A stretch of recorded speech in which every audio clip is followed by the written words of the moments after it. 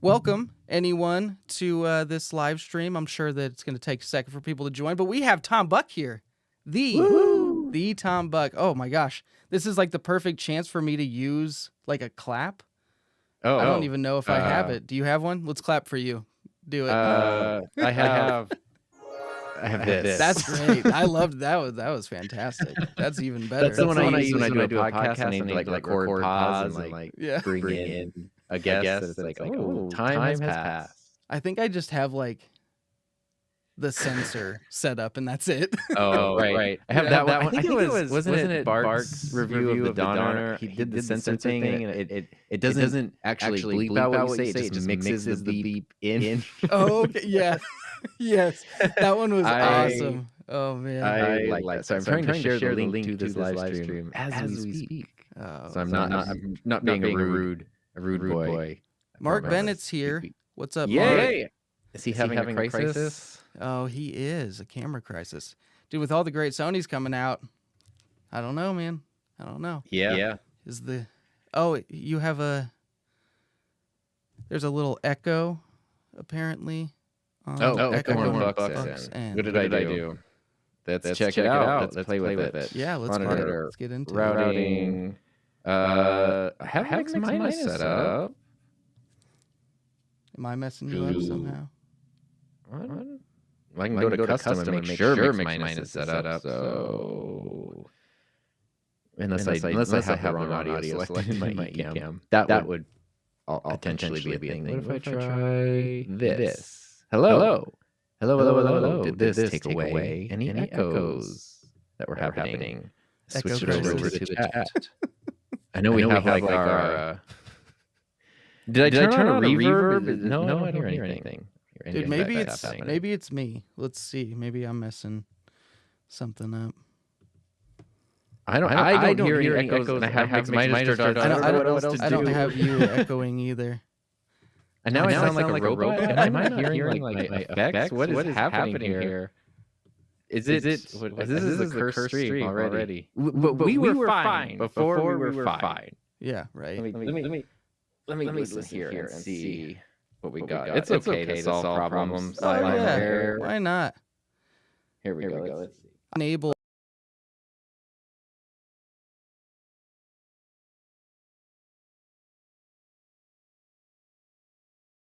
Batting for a team that I don't know. No. Okay, how can I fix this?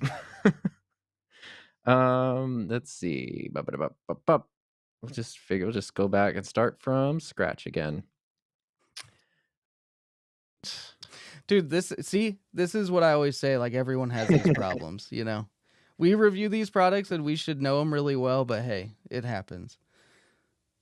All right. So now I did a custom routing mix and just deleted USB 1. And now I bet it's me. Let me see. I'm frozen. It looks like we gotta have it. I have to play my.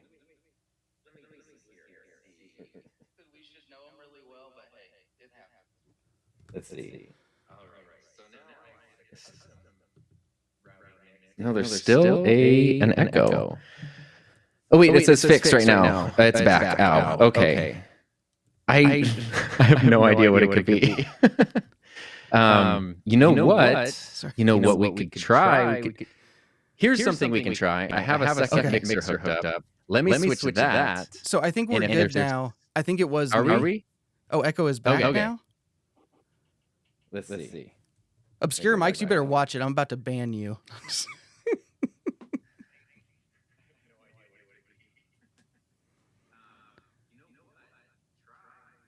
I'm still hearing it on my thing there. Yeah, it was fixed for like a second. My settings there's nothing to redo. Maybe here. I already redid them. But I do have I have multiple options, believe it or not. So let's try something here. I'm gonna switch. Did that solve it? Anyone? Oh wait. There, you should still be able to hear me on the Rodecaster Duo. This is the Duo. And I'm going to try to switch to something else real quick here. Whoa, wait. Oh, There we go. Is it still going? If it's fixed, then I won't change anything. If it's not fixed. Yeah. Now it's still there. So this will be interesting. So I'm going to switch to another mix, another thingy-majig, and this will narrow it down. Okay. Can you hear me now? And is there an echo? Is there an echo now? We'll probably hear this. There's so many things to keep track of. I know, right? That's very true. Hello. I'm talking into this right here. This is the first time I'm streaming with the Duo, so that's why I'm like wondering. Yeah. Is there something with the Duo? But of course, YouTube has like the long delays. I know it makes it really difficult to troubleshoot stuff like this. Yeah.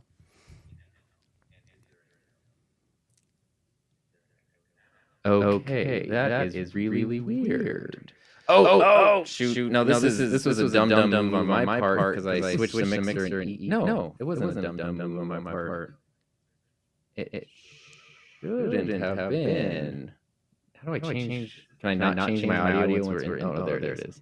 I've used Ecamm before. Let's jump to. Wait a minute. What is? Oh my God! I think it might have been. I think it might have been on me. Oh no. Let's switch back to some things here. Okay, I'm back on the Duo, and I'm real curious to see if there's a problem now. I have my phone over here. I know it would be nice if like the latency was at least, or like the how long it takes to get to them was just like a few seconds. I feel like it's I feel like it's like a while. It's like almost a minute. Yeah. Okay. I'm almost to it. Let me see. It'll be very curious. Oh, sorry. This is count. This is you just work it out the first few minutes. It's fine, dude. That's no problem. Yeah. You sound perfect. Oh, thank you.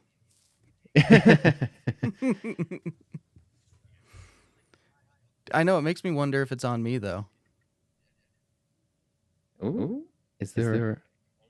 No, I still have one. So what I thought it was in Ecamm, or sorry, on my end of Ecamm, I didn't have Ecamm's virtual mic. I just had the Duo selected. I thought something with the delay was there because I have my delay set in Ecamm. Gotcha. But I switched to Ecamm and nothing changed. I kind of think it might not be on my end, and I'm not pointing fingers. No, I'm with you because when Bark and I have had issues before, I was always curious. I was thinking it was on my end because we would like record something through Ecamm and it would have an echo on his end, but it didn't matter because we just use different audio anyway. Usually it is on my end. So I'm usually the one who has these problems. I feel you. So what were you saying you had selected on Ecamm then? So in my interview mode, because you're streaming with Ecamm's audio, so it shouldn't be a problem. Yeah, you're using Ecamm's audio. On my end as the guest, I had the Rodecaster selected and not Ecamm's virtual mic. Which is probably why when I switched mixers, nobody even heard it. Well, let me switch back. Okay, I'm going to switch mixers again then, and we'll see if that solves it. If I switch mixers and the echo goes away, then the problem is on my end. So we'll just solve this. I'm on the Duo now. And now I'm not on the Duo, I don't think, at least. I see my audio meter bouncing. Okay. That's brought it back to the custom. No, I'm still on my custom actually, Mike. So I haven't, which the custom I just turned on mix minus, so it's no different than the regular mix minus. I wonder if when I was changing stuff, let me try.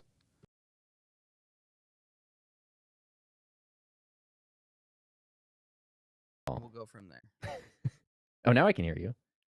You can hear, okay. But yeah, I want to see what's happening with me over here. People are just watching me. No, I still have an Echo. Okay, so I have an Echo with 2 different mixers. So it's got which is yeah, because whether it's through Ecamm or from the mixer directly on 2 different mixers, I have an Echo. So that I don't want to say it can't be on my side because it totally could be on my side. I'm curious But I if feel like it's not. we'll see. I'm gonna go back to the Rodecaster. Where is dude, I'm trying to There we go. Let's see. And I am on my Echo USB gone. is muted. Okay, Echo gone. Dope. Echo's gone. Echo's gone. Okay. All I did I don't know what happened, but so I got confused because I had echo cancellation on for a second, and then you were changing stuff too, and they're like, Tom, whatever you changed, leave it. And then so I was like, okay, he got it figured out, and then I turned my echo cancellation. Yeah, we're good now. We're good. Welcome. Okay, good. As long as we got it figured out. Yes. Hey, now we can talk about something else. That's real life troubleshooting. Dude, apparently. Yeah. Well, so it's always funny because like whenever I look at echo cancellation, like with software like this, it always is like if you're not using headphones, like enable this. Yeah. But a lot of the time you just enable it anyway.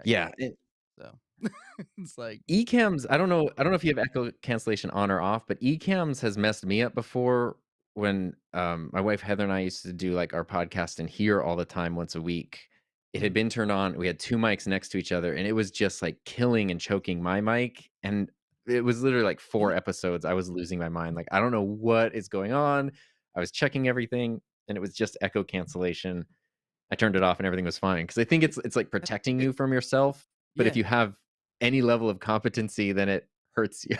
That makes sense. Yeah. No, that makes sense. Oh boy. I do think that I do think that since I have, like, honestly, I would say this is probably, I'll do live streams like more for like events and people than I do for like myself. I feel like this is honestly, I mean, like Bark and I will record our podcast through stuff like this, but we just use usually like the audio that we record on our end since it's better anyway. Right. So I don't know, man. I just, yeah, but whatever. It works. Yeah. So hotline low gain. I turned up. We good. So yeah, dude. I mean, there are some things that we've kind of talked about, discussed with these new Røde products, and I feel like, dude, I feels like it's been a while since we such a fog. Yeah, it is. Yeah. I mean, it's been like months, honestly. Yeah, it really. I don't even remember when these were announced and when they came out. They were announced at NAMM, so that was April, and now it's July. So yeah. Yeah, dude. No, that's true. It has been a while. I feel like, I don't know, they just feel so new still, I feel like I'm Yeah, well, I honestly, I don't even know. I'm confused because I see people who are like, hey, I just got my Duo, but then if I go to like B&H, it's like, oh, released in August. So I don't know. I honestly don't know what is released and isn't released and who has what, or I don't know. But yeah, I mean, the 3 main things are pretty sweet overall. That's my opinion. Yeah. Pretty sweet overall. Several asterisks. Right. Yeah. Let's now they're saying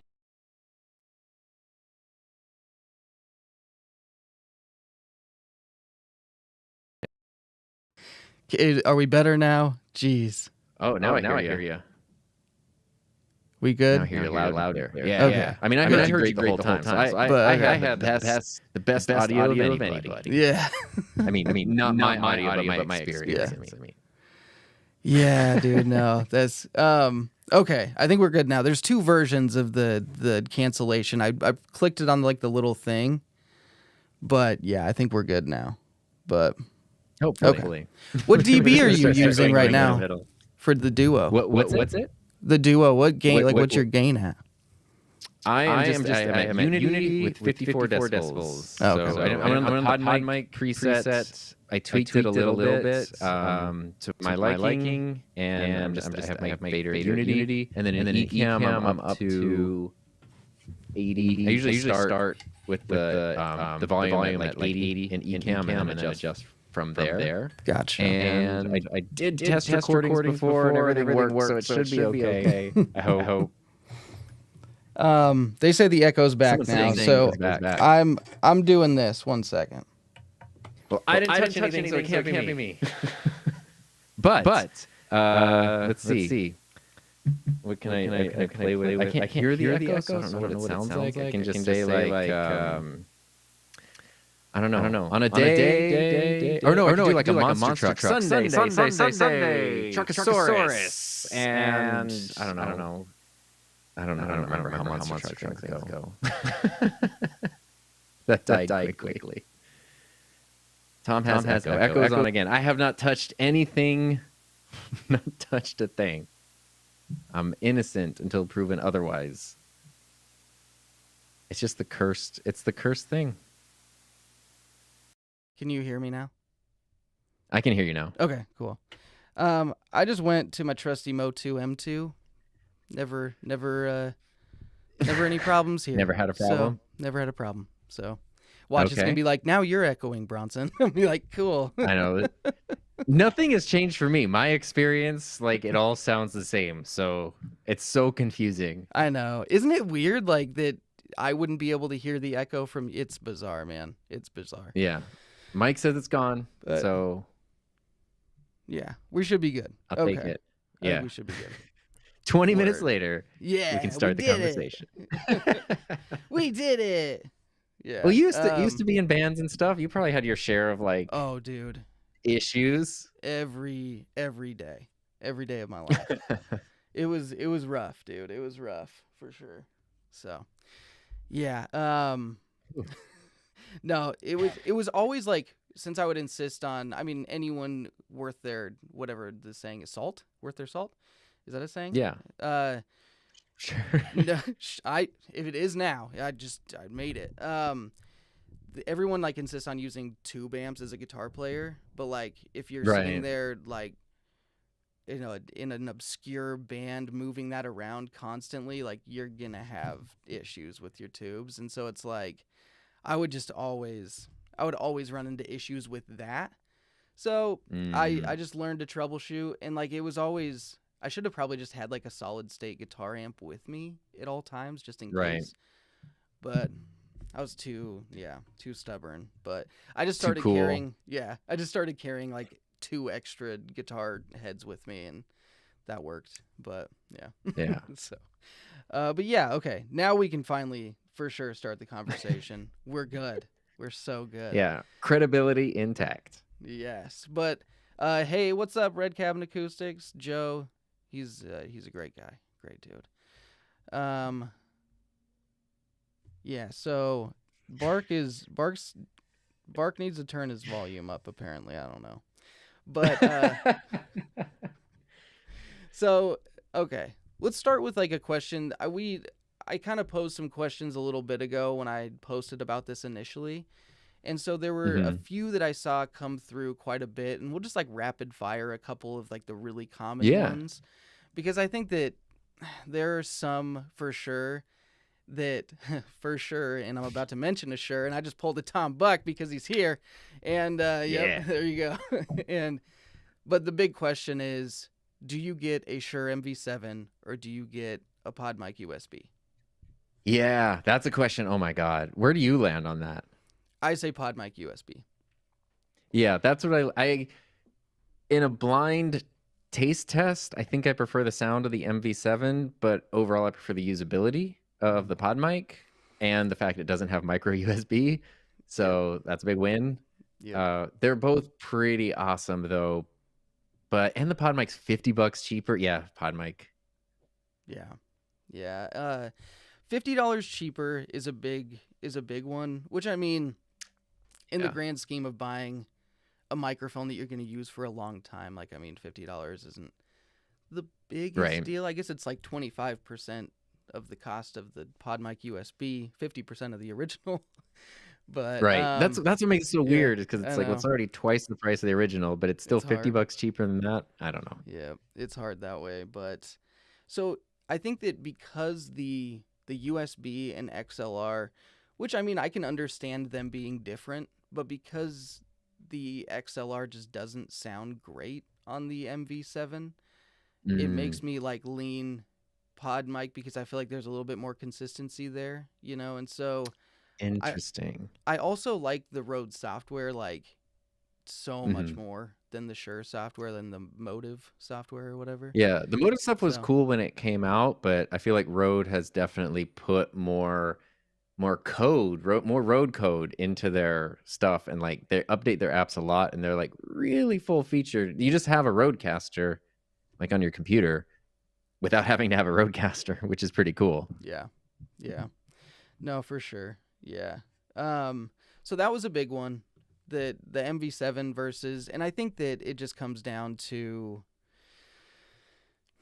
I it's always going to come down to sound for me. Like if you just like the other one more than, just get Yeah, it. Like just go with that. Like if you're going to use only USB and you like the sound of the Shure more, cool. Like just do it. Like but yeah, from like a getting the most bang from your buck perspective, yeah, I'd say you get a little bit more for the pod mic, but yeah. yeah. So, My wife has an MV7 that she uses through a Scarlett Duo with, or 2i2. Sorry, not it. There's a Rodecaster Duo. The Scarlett with 2 is the 2i2, and a Clark Technic CT1. So she uses it through XLR, and it sounds great on her voice. mhm. And there's plenty of gain. And the cool thing is she got hers from Colorware, so she got it all like customized, Oh, nice. Okay. which looks awesome. And I know they just started doing SM7Bs that way too. No, that's But for the awesome. MV7, it's only like $50 more, and you get like a 100% custom mic, which is pretty sweet. No, that's very cool. Yeah. Dude, that is, I mean, that's one thing that really that I loved about the Onyx when they sent it to me. I was like, they put my name on it. That's so cool. It makes it way It more is fun cool. for sure. It's like, yeah, definitely. But yeah, so the next one I think that was like very much that was asked the most is it worth getting the PodMic USB versus the original PodMic if you're just using XLR? Mm. I am gonna say if money's no option, then go for the USB. If you're on a budget, I don't think it is, because I prefer the sound of the PodMic USB. They did change the sound a bit, Hmm. but like if you're using it through XLR, you're clearly running it into something, and if you're running it Yeah. into some interface or mixer, or as long as you can EQ it, Yeah. you can, yeah, you can get the same sound out of the original, and you for half the price. Like I would stick with the original. But I would Yeah, honestly, for sure. I would probably not recommend the original though. For if you're getting It's $100 hard, microphone, I'd probably man. go with like a different $100 XLR only mic. That's fair. Like, Yeah. yeah. So I don't know. I mean, the original pod mic, I have one right here. It's very close, near and dear, close to my heart, literally. But Yeah. um, yeah, the sound quality, it needs to be EQ'd. That's what I learned. I think at least. I'm not, you know, the powers that be saying these things. It just feels like compared to all, like you can get an SM58 or something for the same Hmm. price, and it's going to sound Yeah. way smoother on most voices Yeah, if I it's could true. speak correctly. Yeah, Yeah. I or think that 57. yeah. Yeah, and I think that my big like the asterisks that I have for that like doing the original or the USB, I would say it comes down to whether that XLR cable is going into a Rodecaster or not. And like That's true too. that's a big part of it. I would say like if you're just doing XLR and that's going into a Duo, a Streamer X, or a Rodecaster Pro 2, or even the original, then yeah, Hmm. like go with just the XLR OG pod mic. Cool. Like it's gonna sound good. Like you got your preset there and everything. So I think that's the asterisk. And any other interface or mixer that you're going to use with it, I would say look at a different $100 microphone. That's Or a fair one. I really yeah, do like Rhodes presets and yeah. I EQ think stuff. they've done a I know good we've job had with it audio for sure. issues, but if I turn off my processing, now this is just the pod mic with no processing through the Duo. And then if I turned on my like semi custom one, you can change the sound quite a bit. I don't know if that's Hmm. obvious or not. I can hear No, it. I could I don't know if definitely anyone hear else heard it. it. Yeah, Um, yeah.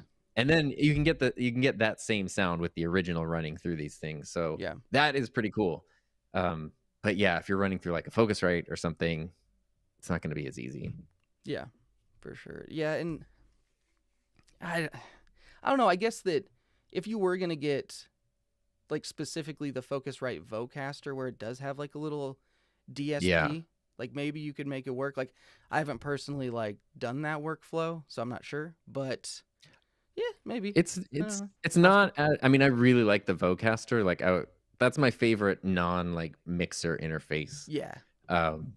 It's such a good one. But yeah, it's pretty bare bones. The just sort of like DSP on or off is kind of the choice you've got there, and then you'd have to run it through some other sort of software if you wanted to like sweeten it up more, which is just, it gets to be kind of a hassle if the other option is just use a mic that sounds good immediately or more quickly. Then yeah. Yeah, definitely. Okay, so the next one, I just put in a cloud lifter real quick because I felt like I was getting a decent amount of hiss. So the next one was, well, I guess we can go a little bit more specific. I don't know. I need to pay attention to the chat a little bit more. I got distracted by my notes. Let's see if anyone asked a question about it. Let's see.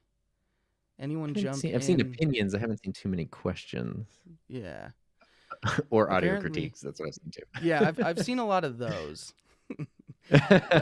Which is fair. I get it. Yeah. Hey, that's the channel, But so anyone jump on the Shure 40% off sale? I didn't know that they even had one. So no, I guess not. But yeah. Interesting. Interesting. Oh, that's cool. I guess that. Yeah, let's talk about. So, I'm trying to think of where to start.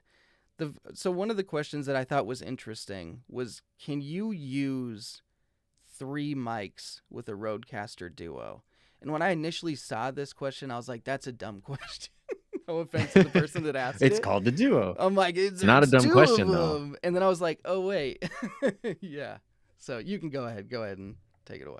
I mean, I'm going to need my facts to be checked. So you can, and I think there's a couple of different ways to do it, because you have your Duo XLR inputs, but you've also got the front 3.5 millimeter TRRS. So you could use some kind of TRRS input. That could be a headset, that could be a lav mic, that could be an adapter, like a video mic with anything, I don't know, with an adapter. And then you also have the wireless receiver built in. Yeah. So if you have like the Rode wireless things, so you can then assign those.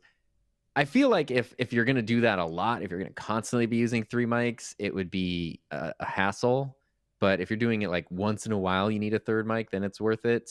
But I get that question a lot with the Rodecaster, where people are like, can I hook 6 mics up to this? I'm like, yeah, there's ways. If you're going to do that every time you use it, you're going to hate your life. So don't. Yes, but if you're doing it, twice a year, totally. And that's kind of what it sort of depends, I guess. Yeah. No, I get that. Yeah, that's interesting. I do think that the wireless capability is really cool. And kind of like you mentioned previously, like, it was kind of lame that it was there, but it was just like dormant. You know what I mean? I'm like, that's weird to me. But I get like, because some people, that was my critique, was like, it's really cool Rode announced this, but that means for the past year that people had the original. I'm pointing over here because my Rodecaster 2 is over there. Yeah, I got you. The people who had that, they've had a built-in wireless receiver they didn't know about, and they've been doing all these janky like adapters and workarounds. There could have been reasons where like Rode did that. They obviously they make decisions for reasons. So maybe they didn't have code or firmware or reliability or something. It was hard for me not to go like, you release a product, hold back some features, wait till the hype dies down, and then announce like, hey, crazy new features, and then the hype kind of builds back up again. Yeah. Especially right as you're announcing new products. I think that was it. It's hard for me not to feel like that's what it was. And it is a cool feature. So bottom line is, it's a cool feature. It's just very frustrating for the people who had it for a year, because I I don't know about you. I got that question constantly. And what did I just unplug? My headphones unplugged. I got that question constantly of people going like, how do I hook my Rodecaster, my Rode Wireless Go to my Rodecaster? And I'm like trying to link them to specific adapters that aren't going to cause buzz or. Yeah. And it's like you could have just literally pushed. It was the receiver was in there the whole time. It was there. Yep. Oh man. I could see people like if the Duo did have it and the RCP2, it's just so much easier to say that. If it had that and the original like the 2 didn't, people would have been so pissed off. But that would have been a Sony move. That would have been introduce a newer, cheaper thing with more features. That's probably why it's on my mind too. It's because I've gotten more into them recently, and I'm like, that's such a like I have the A7S3 that I'm using right now, and then the ZV-E1 right here, and this has like higher tech. It nearly half the price as this. Right. They won't do a damn firmware update. It's wild, man. I don't get it. But I know. Yeah. Yeah. That's Video Hotline. Yep. So, the other rapid fire question we could go over. I don't know if you know much about this microphone. I don't think you reviewed it. I did review it, but a lot of people asked about the XDM100 versus the PodMic USB. I haven't used it, so I'm curious what you would think. I think sound-wise, I definitely prefer the XDM100. I think that and build, like, which is crazy to say because, like, this... Well, it's more Procaster-y, right? Like, yeah. It's almost like a USB Procaster. It feels like an even beefier Procaster. It's crazy. But, yeah, it's wild. And it's big. And, like, the form factor is really big, but it has, like, the nice shock mount with it and everything. So, I get why... As weird as it, like when they initially put this out, as weird as it sounds, I was like, I actually still see why the XDM100 was $250. Because like the build and the shock mount and the sound is better. But I'm like, yeah, with this though, you do have more versatility as far as like, the XLR and USB option. And so I think it comes down to the fact that if you're willing to pay $50 extra for a microphone that you can only use USB, but you do think it sounds better and you want that like better, like that shock mount that will actually reject some noise that I've been hearing myself get, from moving around. I think it's a good microphone. It just comes down to like, if someone's going to be like, which one do I get? I'm always going to be like, go with the cheaper one that's more versatile, because like that makes sense to me. But if they're like, no, go ahead. I'll just, if money is never an object, if you're willing to spend whatever, buy both of them, sure. Why not? Right. Just buy everything. Because what I was gonna say, my question is, I'm curious how the XDM compares to the NT USB Plus, because as USB only mics, they seem kind of similar. With totally different price points. Maybe, I guess it's condenser versus dynamic. But they both seem to sound really good, and they're just kind of like different form factors of good. And the XDM looks it looks pretty awesome. It does. It is a good looking microphone for sure. And I do like Unify. Like it's kind of the unlimited version of Connect, which is cool, Right.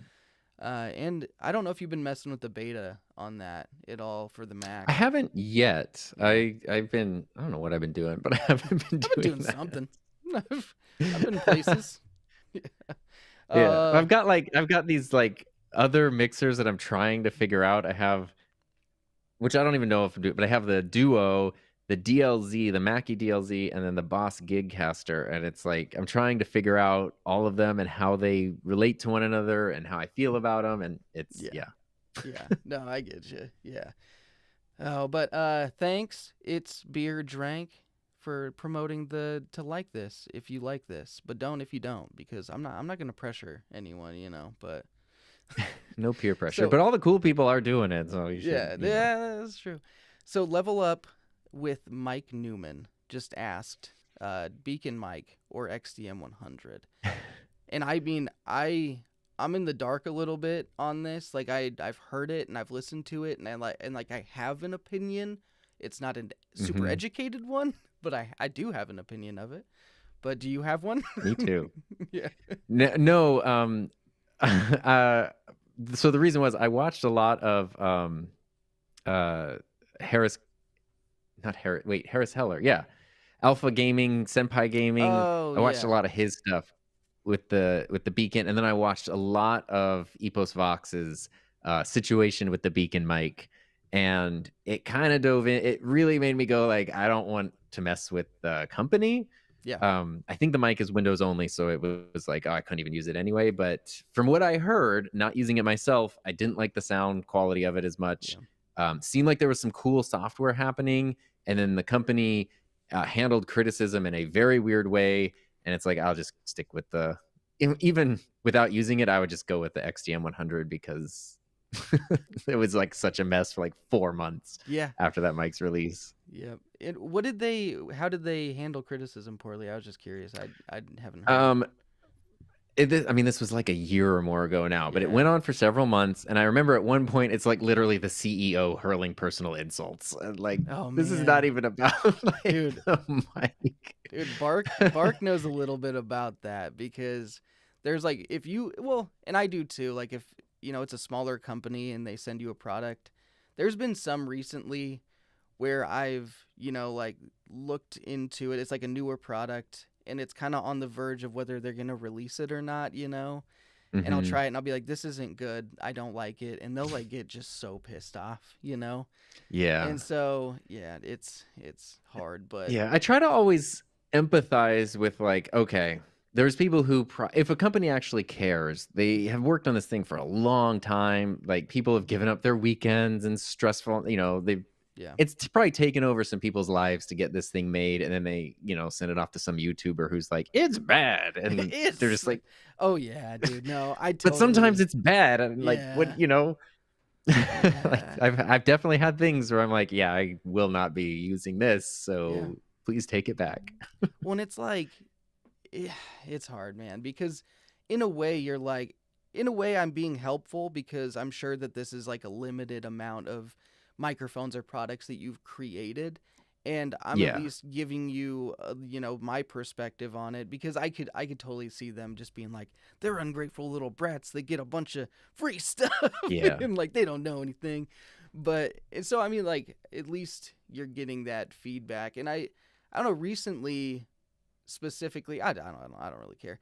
I called Donner out a little bit on the PC02. What? And I was like, this is how I feel. And I won't get into specifics, but they actually took it so well. I was very surprised. Good. Yeah. They were like, like, we appreciate your, and it was cool. It made me respect them a little bit more, because there are products that I do like from them. Well, specifically one, but there are some good products from them I know that I haven't tried.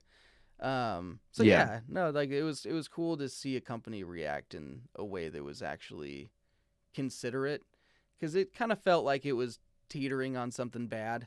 But yeah, it was good. Yeah, that's cool. That makes me really happy. It's like, I wish the thing would be great from the start, but if they can take that and turn it into like a version 2 or an update or something that makes it better, then that's cool, and that's better for everybody. Yeah, and I got a little sidetracked, but my opinion on the Beacon mic is that I just didn't like the sound of it. And so I was like, like it's not for me. But I will say, the other stuff that they came out with, I was like, I'm gonna look out for this company, because I think they have like a cool future potentially, so yeah, I think they could do some cool stuff, and it seems like on the software side of things they can do some really cool stuff too. Yeah, I can't remember what it's called, but it has like a little screen. It's kind of weird looking, and it has a little screen. It looks like a little like mixer thing, and it actually like seems pretty sweet. I was but I'm sure that they'll be good, and I think gamers will like them. I think that they're like, that's their market, and they play to it, and that's awesome. And like, it's cool that someone will just do that, because I do think that Rode sometimes is like, I'm gonna put my pinky toe in, and then I'm not gonna put the rest in, though. And speaking of which, let's go to that question. Let's talk about. So there was a person that's a console gamer specifically, and they were like, the Hmm. Streamer X doesn't make sense for me. It has one HDMI. How am I going to plug in my camera and my console? And I was like, oh, Right. this is a gaming device, and I was like, I had not thought of that because I don't play games much, Yeah. So I had thought about that too, and the answer that well, actually, let me look at the Streamer X right here, because yes, there's one HDMI port which could be used for a console. mhm. Yes, mine is in the box at the moment. We could talk about that if we want, but Shipping it back. because I'm not shipping it back, but it's in the box right now. Um, so you do have the two USB ports on the computer, Mhm. which means you can do what you do with the.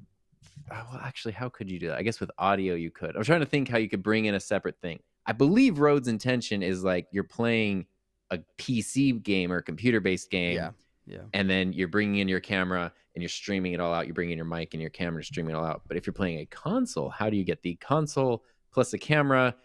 Essentially, the console would have to take the HDMI, and then the camera would have to be like a USB. yeah, Yeah, yeah. I know. yeah. I've been thinking about this. I've been thinking about it a lot, and I was like, there's got to be a way.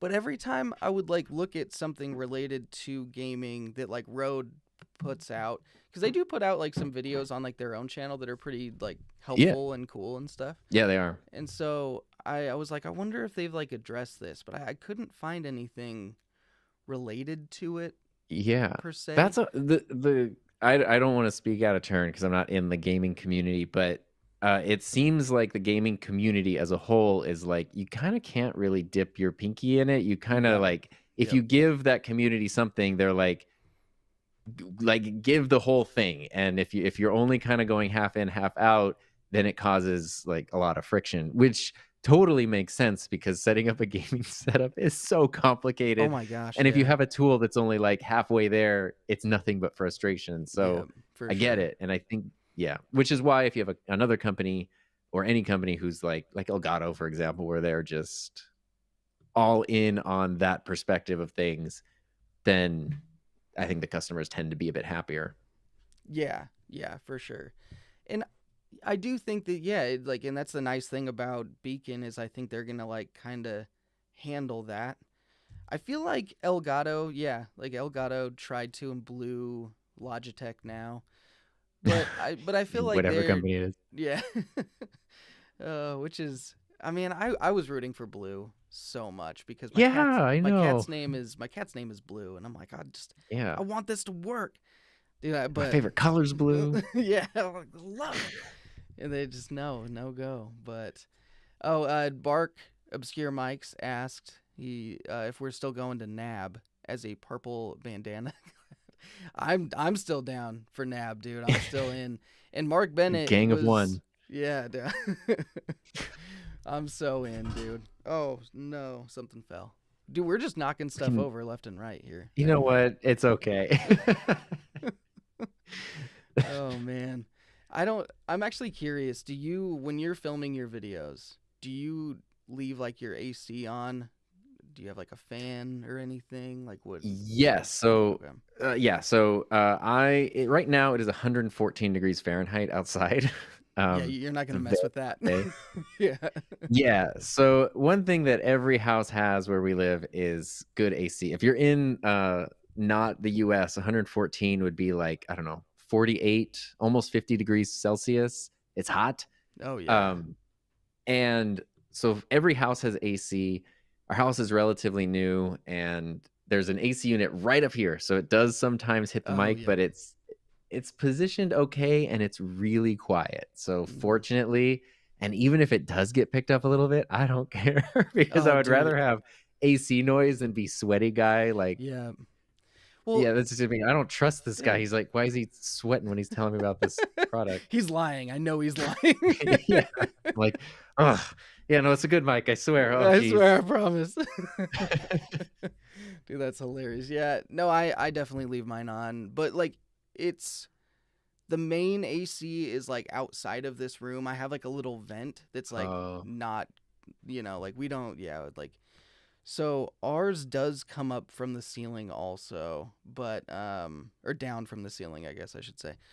But I do have this little fan that if I'm doing like a live stream for a long time or something, that is just so insanely quiet. It's awesome. It's like it's amazing. Yeah, Like you can't, especially dynamic microphones, you cannot pick it up. So that's actually that's cool. that's what I kicked over a We second g- ago. But we did just get just for like when guests come over to stay the night, we bought like a little white noise machine. Like it's an oh old yeah, school one that I think just has a fan in it and it just makes like a fan sound, but no air is blown out of it. And sometimes, like you have company over and people just need white noise. But I was like, oh my God, no one's ever going to use that because we hardly have company, dude, but I'm totally going to use this now in like mic videos because it's a great way to see like how a mic or a noise gate or something like cancels out white noise. dude, So it's I'm so true. Yeah, excited to have dude, this thing. that's great. Yeah. Yeah. No, that's awesome. This is kind of this is an interesting question or a comment, I guess. Uh, so Wayne Records is, I'm assuming how you say it. So he says it feels like mic companies are late to the YouTube game as opposed to camera companies. Like they send gear way too close to product releases, so any feedback can't really be implemented in any way. Dude, I totally agree with that. Actually, I feel like Yeah. there At are a least not lot in of that version. yeah. But It's yeah, it's because it's all marketing. It's not, I've had companies like, even like I'm gonna give Sony credit because I kind of like made a joke at their expense earlier. They reached out to me a while ago, and it's just so weird. I think somebody talked about accepting free products as being a weird thing lately, which it is. And Sony reached out, and I was like, I really don't want any free stuff because it's just like the baggage is it's not worth it. But they were like, we don't want you to make anything. They're like, we're happy if you want to make something, but yeah, we genuinely just want feedback. Like if we send you something, you give us feedback or whatever. And I'm like, that is cool. I would love to give you feedback and then hopefully see some of that implemented at some point. That would be great. And I'd love it if more companies did that kind of thing where it's yeah, like, it's not even about making a video or doing anything. It's just, what do you think of this? How could it be better? What's great about it? Um, I like that. And yeah, I think they're one of the only companies that's just done it so upfront. And I really yeah, appreciate it. yeah. No, that is yeah. Um, Sony, they're I feel like they're really good about that in general, and I feel like he was saying, kind of like camera companies that I do want to try some Sony mics though, but I feel like they Yeah. do a good job of it, and I know I think that Rode with this last release did a great job. Like they're with the NT1, the 5th gen, like they were Yeah. fantastic with me. Like they sent it to me a long time in advance. Like I was done waiting to release it. And like that Wow. yeah, they were like not on me about releasing it. I was like, "Can we like release this already?" You're So, just gonna push the button. yeah, and so Michael asked, "Are there any thoughts on the RCP2 or Duo not having stereo reverb? As a singer, I think that's the most important reason why I switched from the RCP2 to the Boss Gigmaster 8." There you go. I still keep Yes. yeah. No, I Yeah, it's a terrible name for a product, but um Gigcaster. you I think I can't said make something master. that looks like a roadcaster and call it a blank caster. Like, Yeah. but Michael is like the only other person I've encountered who has one.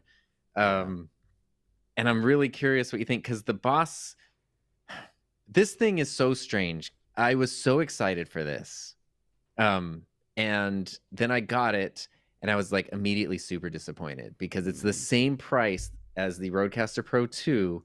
The build quality is not there. I was expecting like a Boss guitar pedal. Like I have down here, I have Yeah, like they're my beefy. Yeah. Boss Yeah, I was like, oh man, if it's a mixer, it's just built like a Boss pedal, that'd be Dude, that'd be awesome. sweet. It's Yeah. fine, but it's not, like the Duo's built better. The Really? interface, yeah, the interface is super clunky and it doesn't have, you really realize on the Roadcasters and even the DLZ having a knob to turn to navigate menus and settings when you have 100 presets to go through and you have to scroll on like a semi-laggy touchscreen. It's frustrating. It's Mhm. very much feels like a version 1.0, but it was just sitting here and I was like, I even told him, I was like, honestly, guys, I'm disappointed. I don't know what I'm bummed. But it's sitting here. I've been running my bass through my Rodecaster for like a year and it's running instruments through the Rodecaster is a very like underwhelming experience. Yeah. And I was like, you know what? Let me play with the Boss thing.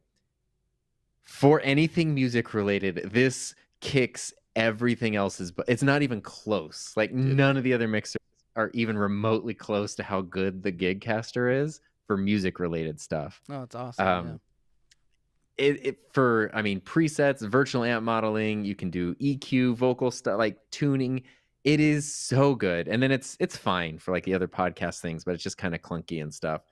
But it's like it's been the most confusing device because it's nothing else. Even if you want to do something if music is your main thing, none of the other stuff, even if they're slicker and more polished, is anywhere near as good as this is. Yeah. And it's a weird thing, but I haven't heard anyone really talk about it yet, and I don't even know how to really approach it because I have such mixed like thoughts on it. But it's kind of cool. Yeah, no, I get you. I mean, that's cool that someone did, come out with like a little bit more music focused version of this.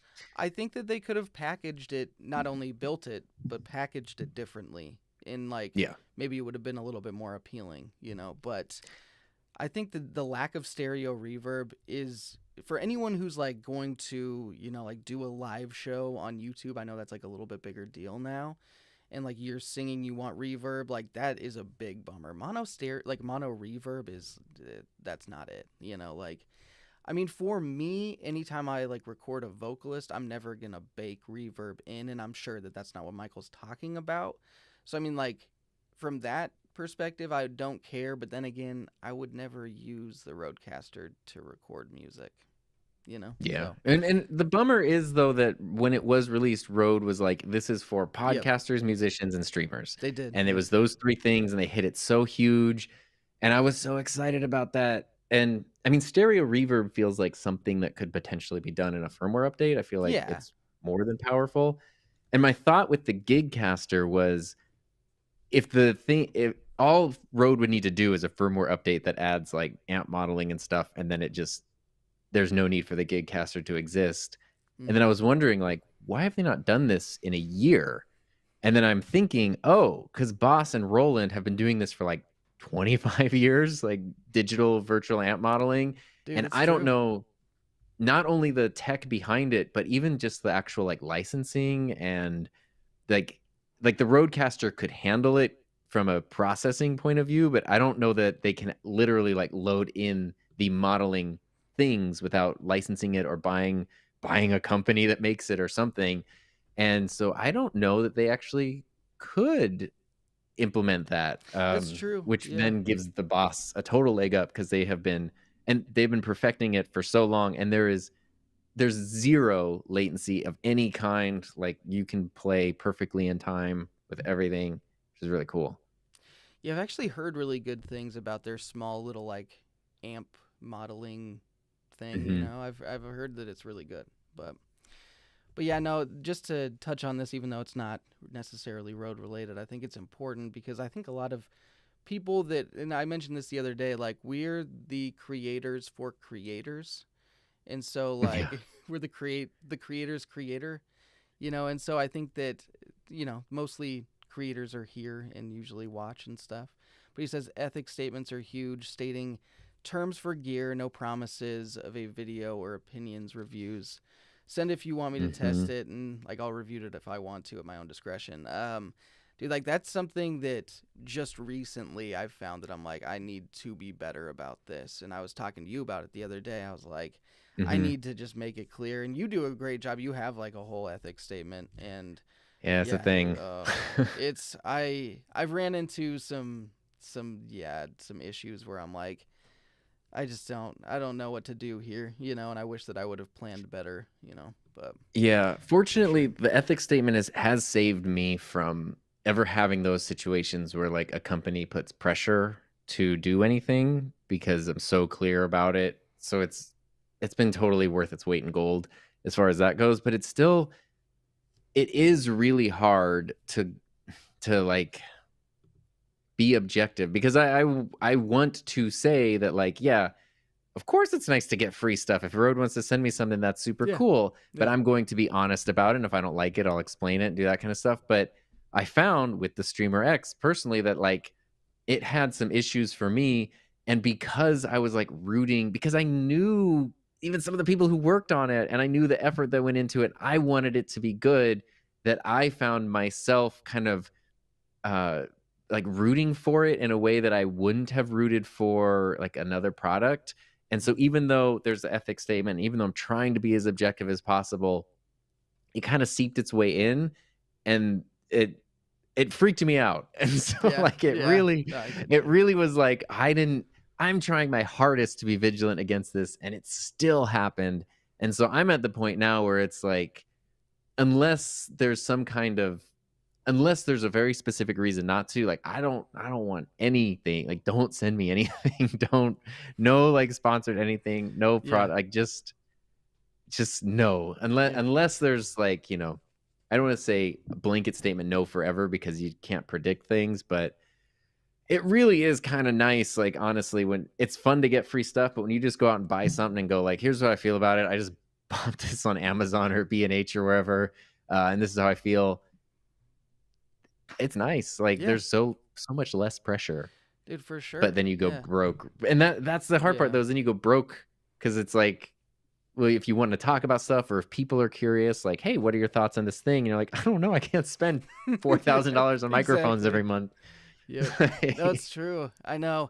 That's exactly what I told Bark the other day. Is I was like, dude, do I just need to like sell a bunch of stuff and then just like have a amount of money that I'm willing to spend and then sell it? And I'm like, dude, that's a quick way for your money to depreciate, but I'm like, but maybe. So I mean, Bart's pretty good about that. He like cycles out gear all the time, and then rebuys gear and cycles it out. And yep. No, it's true, dude. Yeah, for sure. He does do a good job with that. I need to be better about it. I have too much It's stuff. hard. It's such a confusing, hard thing to like navigate, and like, it gets weird too, because like Rode reached out to me originally when my channel was so small, and like there was no benefit. I mean, I'm sure they calculated a benefit to reaching out to me, but there really wasn't for a while. And that was cool. Like it was really nice to have the support from a company that I had been a fan of for like years. And I almost didn't realize that, companies change over time, dynamics change over time, channels grow and change over time. So even though it felt like, just doing the same thing I've always done, the context had shifted, and it's like, oh, and I didn't know. No one prepares you for this. Yeah. Dude, that's true. And It's Beer Drank just asked a question. He said, I just wish, he asked a question. He made a comment, then asked one. I just wish there was not interface. Yeah.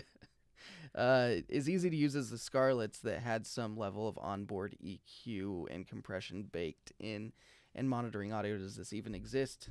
I think he's essentially talking about this. Yes, that's what I was gonna say.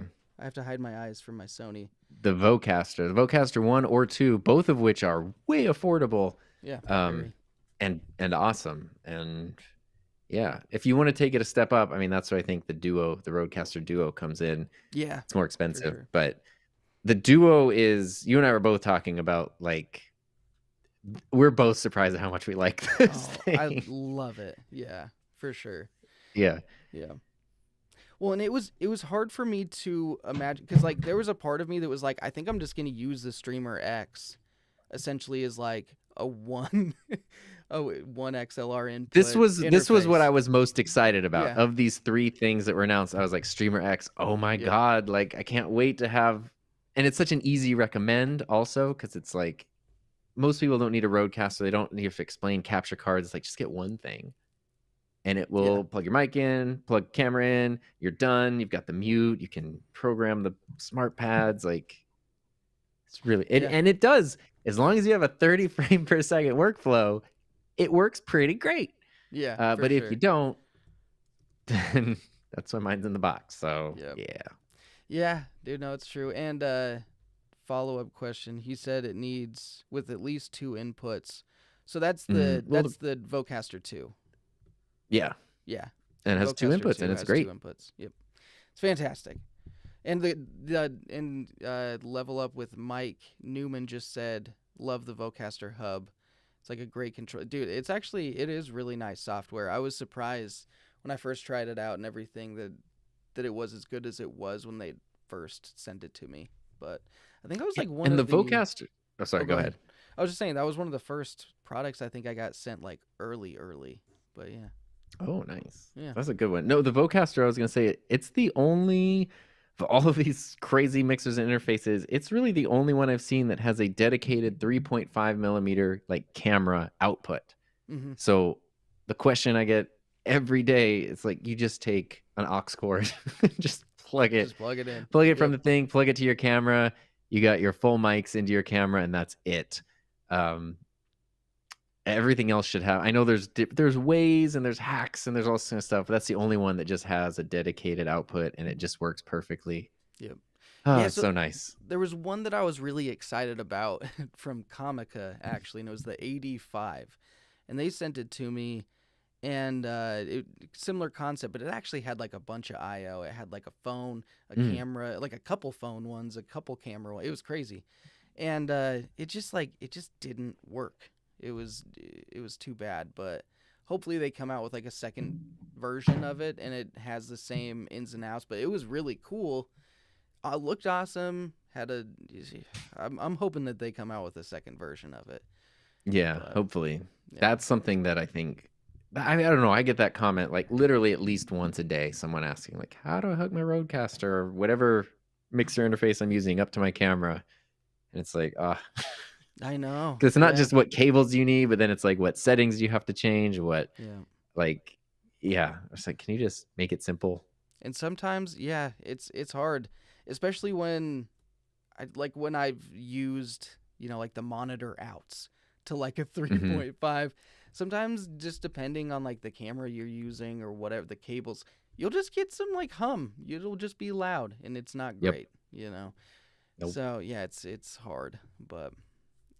Yeah, so I think the only other really questions that I thought we should mention, and it was something that I've heard quite a bit, is that a lot of people are actually having latency issues with the Rodecaster Pro 2 and the Duo. And I've like monitoring latency? Yeah, monitoring latency. Yeah, and so it's kind of interesting. I guess that what it's kind of come down to, it's in OBS but it's all Windows, all PC stuff, and no one on Mac is like having these issues or whatever. And to give him a shout out, Dark Corner Studios, he's actually the one that made a video on this when I was researching it and everything, and he talks about how essentially like the ASIO drivers that you download for it might just have a problem. And so, like, hopefully it's something they update, but it is like a thing. So, hopefully they just fix it. But yeah. Interesting. Yeah, I didn't know if it was. I've heard people say that, and I didn't know if it was like when, like right now, I have my headphones plugged into it and I'm listening, but I don't. If there were latency, I wouldn't be able to talk because your brain breaks and you do that weird. Hard, man. You start talking slow and stuff. Yeah. But I was kind of wondering if some people were just more sensitive, and I was like, maybe there is, and they're hearing something, and I'm just not hearing it, and I don't know.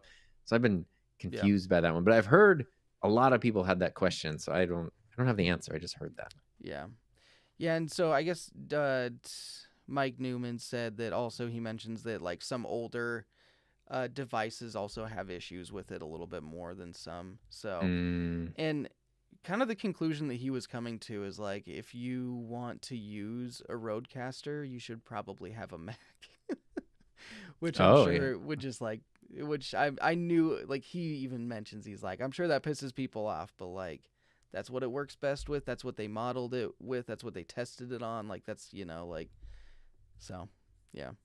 Yeah. I mean, that's all I've ever used mine with, and it's been fine. So sure. Yeah. I mean, it's been fine until it was causing a bunch of echo issues at the beginning of this, but an hour ago, it was great. I've never had a problem with it.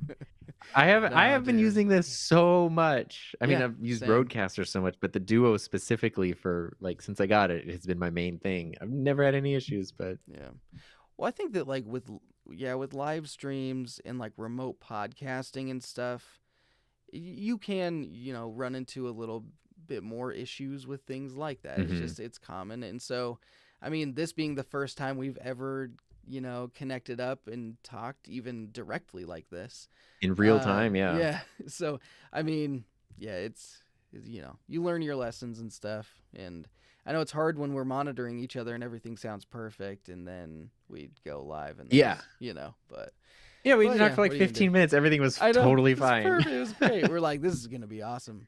I know. We were even commenting. We're like, we can hear each other. Like first thing, connected up. We're good. Like this is it. Yeah, it was like the first time like I called in, like, hello, hey, oh, cool, everything's good. Everything's No good. echoes, no muted, nothing. Yep. No, it was awesome. And we I jinxed know. ourselves for But, sure. Yep. Yeah, for sure. So, yeah, I don't know if there was a whole lot of other questions that we were gonna go over, but yeah, I don't know if you guys have any road related questions. It mostly was just like people chilling, so I mean that's cool, Oh, doggies. Dogs barking. Yeah, sorry, I'm trying to mute No, here. you're good, man. I'm surprised that you haven't heard my cat. It's just literally at my office door, just meowing as loud as it can. So I haven't heard a hilarious. thing. Yeah. No, hey, the off-axis rejection on this is actually really good. Hey, I have it pointed right at the great door. test. So, yep. There is a good test. I thought, what did I have any other road things? I guess I didn't have anything else to say. These things are great. Well, okay. No. Here, I'm gonna be critical for a second. Actually, I'm gonna talk about Streamer X. Let's do it. It's not. I'm gonna be constructively critical because, like I said, my experience, just speaking for me, if you have a 30 frame per second workflow, is great. Like I think you're pretty good. I know there have been, like you were telling me, I've heard issues with like sometimes it can get a little choppy and a little weird. Yes. Yeah. I probably haven't used. I don't have a 30 frame per second workflow. I found that out that like, okay, it needs 30 frames per second. And I was like, cool. When I use it, I'll just switch my camera to 30, but my workflow is 24 and I prefer 24 for a lot of reasons. Yep. And then immediately I had forgotten to switch my camera back to 24 after streaming. And then I ended up with like a project and audio files trying to sync mixed frame rates. And I was like, nope, this sucks. I am going to make that mistake every time. And the thing that's annoying is everything about the Streamer X says up to 30 frames per second. Yes. In my mind, 24 is in that. Is up to 30. Yep. Right? That's true. That's true. Yes.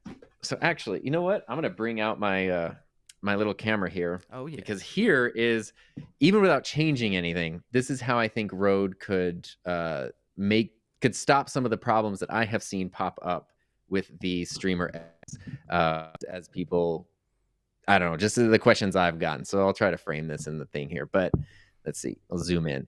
So when you open it up, you get these steps. Step 1 says connect Streamer X to your PC.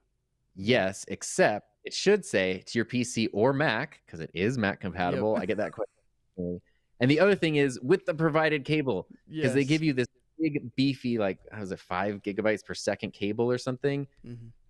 If you use a USB-C cable, you can use the audio with almost any USB-C cable. So if you just want it as an audio interface, it's pretty okay, but you won't get the video. You need this cable or an equivalent. And I didn't know that. I was like, oh, I opened the box. There's a USB-C cable. I'm like, I have 100 of those. There's one sticking out of my computer right now. I'm just gonna use that one. Yeah. Work. Nope.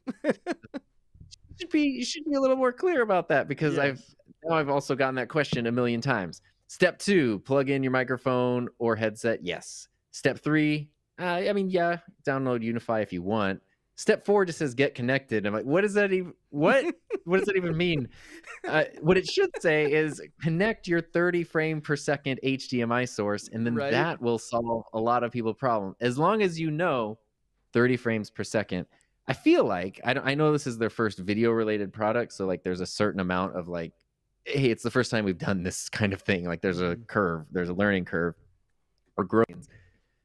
I feel like it's probably possible to do a firmware update where then it's 24 compatible. Because right now I'm using the Cam Link. The Cam Link also says up to 30 frames per second, but 24 it doesn't care. Yeah. Whatever you throw at it up to 4K 30, it's fine with.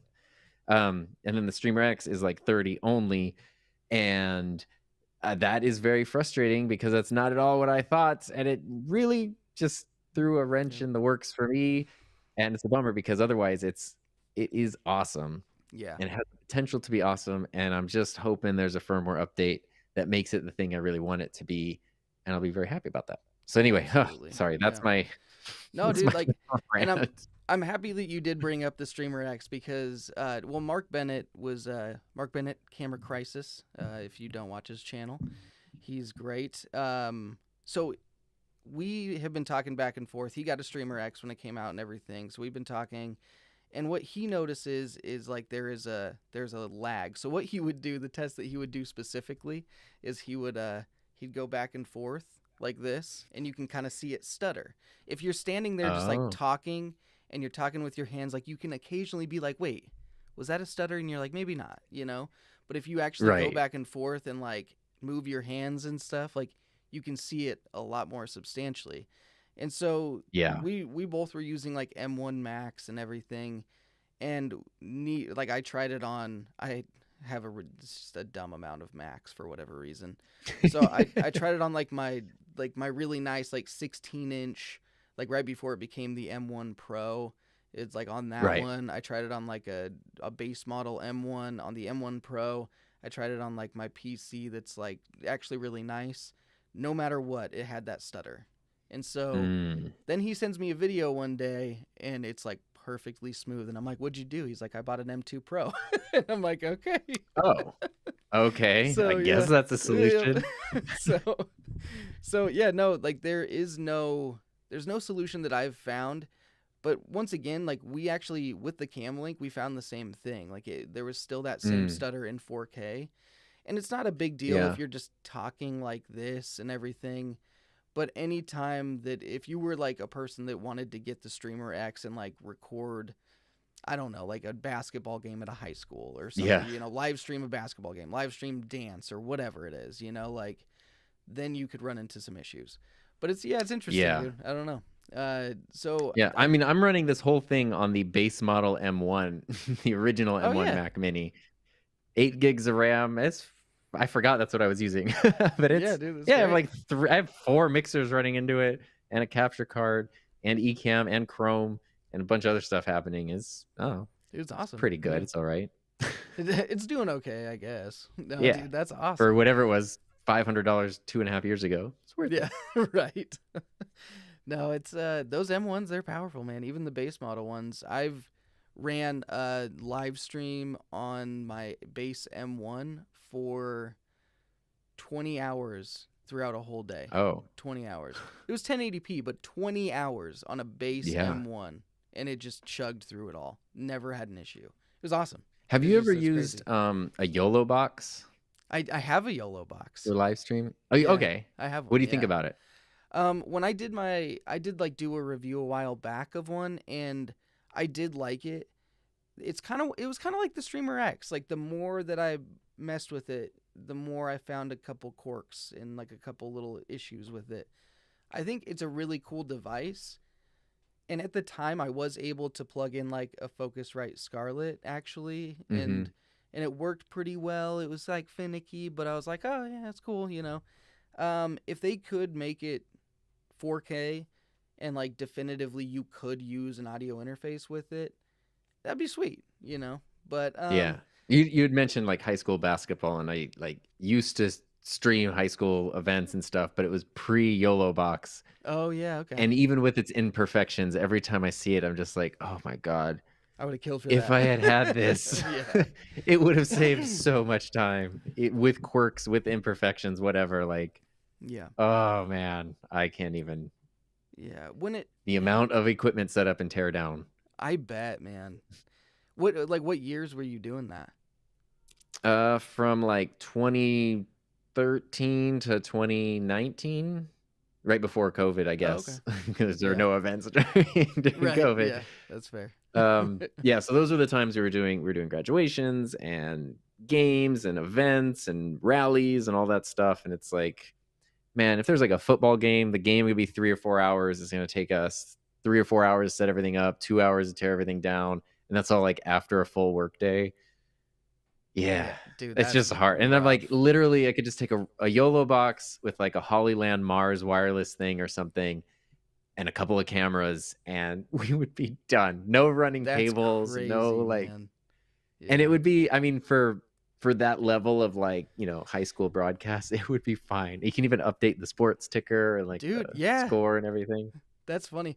Yeah, I didn't know that you did that, because that's like, I remember when I reviewed it, I was like, it's got this, but now I'm like, I get it, No, we literally, the way we did it was because we would literally run like an iMac out to this little tent thing we would set up, and we ran everything through OBS, and I had a student who just had Photoshop open, and so we had like the sports ticker, which is just a Photoshop PNG file, and every time somebody scored or something happened, he would just like overwrite the PNG file on the desktop, and then OBS would just like automatically change it. That's a lot, man. Yeah, that's crazy. Yeah, I mean that was the student figured that one out. I was like, that's a very cool, quick way to do it. But it's like literally you have to have, and then you have to have the computer running OBS and Photoshop, and this was pre M1, so that's that's a lot. Yeah, that's crazy. Yeah, it's tricky, and then you're running cables, just hundreds and hundreds of feet of like big fat SDI cables that people are stepping on and tripping over, and it's such a nightmare. Dude, it's really fun, but like when I look at this little box, I'm like, this could do as good as we were doing. It's pretty nuts. Crazy to think that. Like, I know we kind of take for granted this stuff that we have available to us when, especially like not even that many years ago. We're not even talking over 10 years ago. You would have like killed for that, So yeah, it's crazy. But Alan Fern 24 asked, do you think that they'll release a USB XLR combo Rode shotgun mic, kind of like the NT1 5th gen USB and PodMic USB? Would it dominate having all three mics? Yeah, that's interesting. That's a cool question. Yeah, I remember that I don't think it does, but I know that the NTG4 Plus had like a USB thing that you charge it, but I don't think it can connect to the computer. But it kind of. Well, I know like the video mic NTG can be a USB mic, but it's not an XLR mic, of course. Yeah, do that. I think that's actually a cool idea. Yeah. There are a lot of people who want to stream without having a mic in the frame. Yep. And if they had a USB shotgun mic, but also an XLR shotgun mic, so someone could grow with it or change it around, that would be really cool. Yeah. They should do that. I think I would be okay, so I know that I've watched your video of it, and we kind of have mentioned it before, but the NT1 5th gen, the USB being in the XLR slot does absolutely limit it, and I could see a world where they do that for that shotgun microphone, but I think that would be such a big mistake, because like that's such a creator, like I think that now the shotgun microphone could be pretty like creator focused, and so having the option to plug both in at the same time, which you cannot do with this microphone, which I thought was a bummer. That is weird. Yeah, and so if you could do both at the same time, like send one to like a Zoom H5, H6, record that, and then send a processed version to like a live stream through the USB-C, not micro, of course. Yeah. Rode wouldn't do that to us. No. I wouldn't. No. I haven't seen a Rode micro since the Video Mic Pro Plus, I think. But yeah, I think that's the last one. That was 6 years, 7 years ago or something. Yeah, so it's fine. Yeah, that's not bad. But yeah, they could do what the Video Mic NTG does, and you have the USB on the side and then an XLR on the back. Yeah.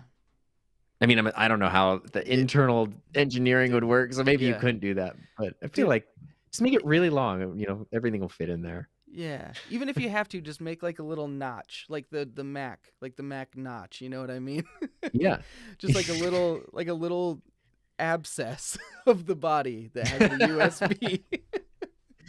The first microphone to feature an abscess. Dude, I'd own it. I'd own it for sure. That's great. Yeah, dude. No, I do think that would be a really cool addition to their lineup, and I don't know. Do you think that they do have some like higher-ish end condenser microphones to a degree. Like they don't have any like Lewitt has their like top of the line, mic, and Rode doesn't really have that. I don't know. I mean, Yeah, they I mean have some of their but NTGs, but yeah, I mean, it's so interesting because like Rode right now is, I think, the only company that you can buy a whole setup from start to finish, like microphone, boom arm, cables, mixer, headphones, everything yeah, from the one company. That is really cool, but it does kind of top out at sort of like the prosumer level, and it doesn't really make that leap. Um, I mean, of course you could use Rode stuff on a pro level, like of course you can. yeah, But when you want to compare it to like you were saying, like the Lewitt or like a Sennheiser or something, yeah, yeah, there's nothing currently. Maybe that's just not their goal, which is yeah. also totally fine. Well, and I was kind of um, yeah, I was wondering if like, do you think there will be any microphone in the future of Rode releases that won't have XLR and USB? Like, do you think there will yeah, be that's a. just, like just an XLR mic? I don't know. I mean, maybe their NTG shotguns. I know we just said it would be great and it would be Yeah. great, but it would almost be silly. It seems like it's almost easy for them to add the functionality and like Yeah. the the video or not the video mic, the NT1 5th gen. My big criticism with it is there's no physical like it's USB, but there's no headphone, there's no dials, there's not even an LED to let you know it's plugged in, which seems silly. But Yeah. on a shotgun mic, I would totally forgive all of that, honestly. Like, Yeah. um, because I'm probably not going to run my headphones like up out of frame Yeah. or anything and try to like reach over and do dials. So it's like take what you've already done and put it over here. And yeah, it would be kind of silly if they did release a mic that wasn't combo, Yeah. especially with all the stuff, the resources they're investing in the software side of things, because that can't be. That seems like they're not the biggest company in the world. It seems like a lot of resources are going into Connect and Central and Unify and Oh, all definitely. that stuff. Yeah.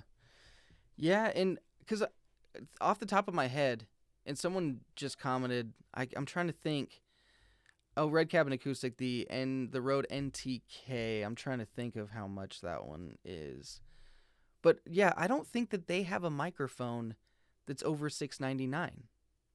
Like the NTG3 is $699. The K2, I think that's what it's called. The K2 is the tube mic, which Slips just commented. That's $699. The NTK is $529. So I'm like, yeah, dude, I think that the max they have is $699, which is like on like that's not ridiculous. Like there are No, microphones that no. I are mean, way more and I expensive. I would hate to see them go into the high end and then abandon the more affordable stuff. Like now there's no $100 to $300 options because everything is Dude, 1200. yeah. Like I like that they're serving this. When someone's saying like, the Rodecaster Duo is too expensive, it's $500. Like you get a lot of stuff for 500 Oh, bucks. dude. It's Um, yeah, it's like packed for $500, yeah, for sure. Well, yeah, yeah, yeah. When I have it's interesting, microphones that are well over $1,000 that don't have a single switch on them. I mean, right? like, Yeah. And the other thing too that I think Rode is so weird because they like to hype stuff up, and that I've been kind of critical of that, especially in the past year with the way that they market stuff. And my dog is barking in agreement. But then in a weird way, they like under hype things that I'm like, you should this is amazing. Like, I know they made a big deal about the headphones. I love these headphones. They're so Mhm. nice. And now I think they're coming out with seems like they're prepping like colorful things with them, and the headphone cables are nice. But the Rode XLR cables are so Dude, good. Like hype those. Yeah, for sure. these are so I didn't even know they were available. Yep. Like I heard Yep. nothing about them. They come in every color, which is cool. And I was looking for colorful cables, but they have Neutrik connectors.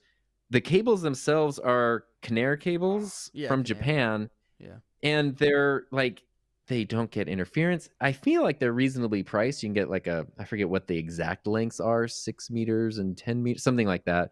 So I think like 10 feet. It's Is 3 it and 10 feet and 20 feet? Something like that? something like they're pretty long, and the most expensive one is like $45, and that's for a high-end, high-quality XLR cable of that length.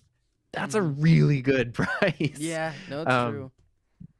And like you can't even go on their website and tell that they sell these things. It's like everybody should just have these, but instead, like I don't know, they'll hype a feature of something that like you're not even using that much. You're like, guys, you have like the golden goose over here, and you're just putting it in a closet. Yeah. No, it's anyway, true, that's my yeah. And actually, you did touch on the ear pads, but Mike Newman asked, so Rode did send him those. So like they did. They are, yeah. I don't know what the deal is with them. They send it to me, which is super cool, because they can just like, which I was scared to do, but on the I have another set of headphones here. You can just sort of like unclip the pads, which I was always very scared to do because I thought I would break them. But they do just pop out, which is cool because then if they get damaged or dirty or whatever, over time, you can just replace them. Why can't I get this one out? Yeah, they just pop off, so you can just replace them with different colored ones. And the band and stuff is just all Velcro, so you can just take this off and replace everything. Yeah. And my guess, based on the blue ones that I have here, is that they would probably just do. It seems like their main colors are like the blue, green, pink, and orange. Oh, and they have that sweet purple too. I'm using the purple cable right now. Yeah, it's a perfect shade of purple. It's great. Feels like they must be planning to release these because that's awesome. And then you can also color code everything, like microphone cable, channel on the Rodecaster, headphones, and and then I didn't even know this. I didn't even realize this until yesterday. I don't want to, I'll unplug it here. I didn't realize at the end of the headphone cable, it comes with a little black clip. I didn't know that was there. You can take it off, and then that's where these go. I know it comes with these clips, but I was like, they don't fit on here very well. But you can take them off. This isn't one that even matches. But I was like, oh, shoot, you can like... Super I mean, yeah, come on, like that's all so good, and I don't know why Rode is just like is silent about that stuff. Essentially, the cables definitely need, like, they should have promoted those a lot. I think those are really cool, and I don't know, like, I mean, they definitely are cheaper than the Mogami cables that you can get at the same length, and I would say they're as high a quality. I know that the actual cable of some of the, well, Mogami has different levels, but like the studio, like the Gold Studio series or whatever, I know that those are like a little bit higher quality, but I mean, come on, like you're getting a really great cable. Yeah, there's higher, like I have a cable. Everything's locked in this drawer. I can't open because it's right here. I have a cable that Alan from Sound Speeds made for me because he does he's a professional boom mic operator for like television and movies and stuff, and he sometimes just makes cables by hand until his hands bleed, and they are so good. Like you can literally plug it into almost any mic and hear a sound difference, dude. And they are like impossible to get interference on. And when he sent it to me, he was like, hey, don't use this on any of your mic reviews because it's gonna change the sound too much that people might not get the same sound. It was like, I was like, that's the biggest flex in the world. Like the cable is too good to use. But he's right. I was like, dude, oh my God. Yeah. It's not necessarily like indicative of what someone's going to get when they just take a standard cable and plug it in. The Rode cables have been the closest thing. They're not at the same level as his are, the one where like literally a person is making everything from scratch. Yeah. But they're not far from it, and they are affordable. Like they're really good. Like I have so many of them. Rode sent a few, but then I just went and also ordered like every color and every arrangement. And I was like, now I'll never need another cable again. Dude, yeah. No, it was actually funny because I think I told you that I was looking into making my own cables, and I literally B&H had them in the cart, and I'm not joking. Every component of this cable is what was in my cart, and they sent it to me like a few days before. And I was like, yeah, this is going to be like a great cable. Like it's going to be relatively inexpensive. Well, it'll be like relatively inexpensive to buying one, I guess. But I'll make a bunch of them and I won't have to worry about it. And then they sent me like 10 cables and I was like, sweet, I'm good then. I will delete this. So yeah, no, it's awesome. So it was perfect timing though. But yeah. This has been cable chat now. Yeah. Like, that'll just be the main thing we talked about. Let's just talk about cables. Dude, I do love the cables. And did they send you the backpack? What do you think of the backpack? Oh yeah, yeah, yeah. I had the original Roadcaster backpack, which was like a really limited edition thing, but I like never traveled with my Yeah, yeah, Roadcaster. I mean, not like I still do really, but that backpack was like a little clunky. This one is really nice. yeah, I'm still not someone who travels with a Roadcaster, but like I know a lot of people who do and who do podcasts for clients and all that kind of stuff. And it's like, whoa, okay, you can put literally boom arms and a Roadcaster and microphones and headphones into this like relatively sleek backpack. It's really nice and it's not crazy expensive either. yeah, yeah. No, I haven't like used it for its purpose at all, but I was like, this is nice. I was a little surprised. Well, and I can say this about all of the products, and I think we even talked about this when you first got the products, when I first got the products. We're like, these all seem to be like a little bit overpriced, like a little bit, you Yeah. know. Yeah. And then Yeah. we used them and like got used to them, and we're like, like it makes sense. It makes sense for Yeah. what they are and what they offer and everything. Like the price is fair. And I mean, I guess that's the only thing that maybe I'm like, I haven't tried out the backpack enough. But it is a really nice backpack. If you do travel with your Roadcaster a lot, like I would pick it up for sure. For And sure. Unless unless you needed like a hard case for flying or something, but yeah, yeah, a definitely. Pelican case or something. Yeah, But yeah, it's yeah, I mean $500 for the Duo. Um I know $500 is a lot of money, but yeah, if the Rodecaster's 700 and then something like the Streamer X, I know the Vocasters came down in price, but it's like I would love for this to be like 350 or $400, but yeah, I just can't imagine that even being like feasible. Um, and I don't know how you feel, but to me, I feel like the build quality of the Duo is slightly better than the Rodecaster Pro 2.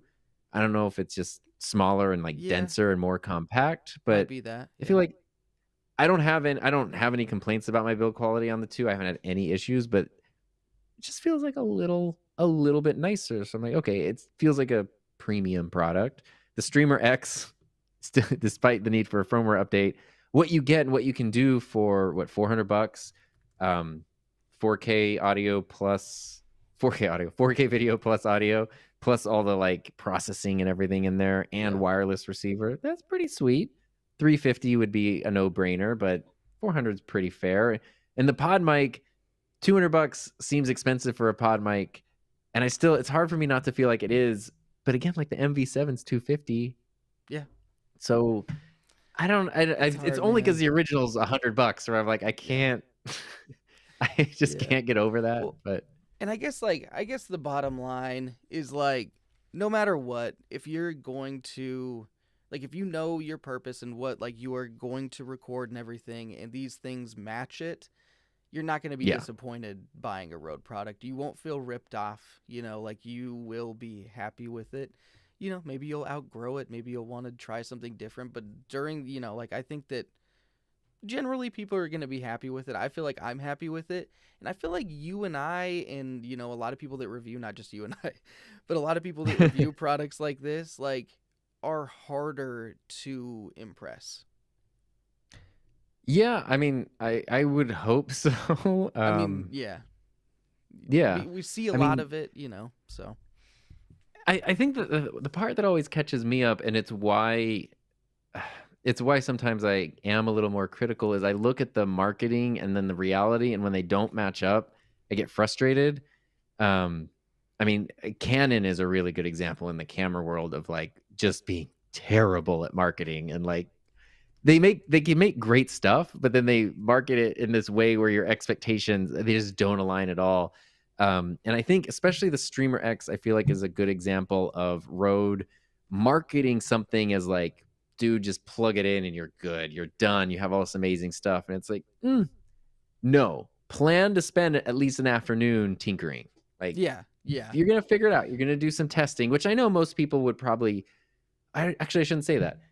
I think people who are really into this stuff would plan to do that. But I yeah, think of a normal person who just wants to go like, I just need to get audio and video into my computer and I don't want to think about it.